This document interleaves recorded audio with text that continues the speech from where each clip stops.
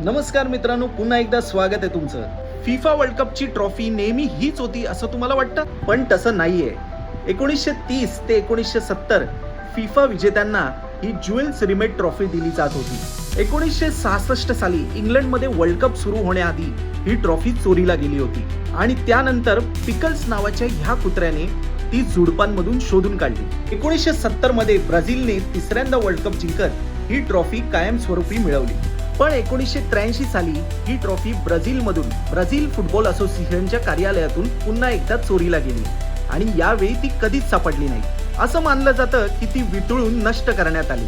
मग 1974 पासून FIFA world cup मध्ये ही नवीन ट्रॉफी आणण्यात आली. इटलीचे शिल्पकार सिल्विओ गाझानिगा यांनी याची रचना केली.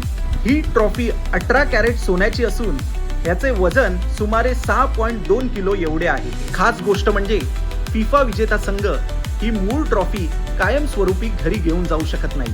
त्यांना अधिकृत प्रतिकृती म्हणून गोल्ड प्लेटेड ट्रॉफी दिली जाते, तर मूळ ट्रॉफी फिफाकडे सुरक्षित ठेवली जाते.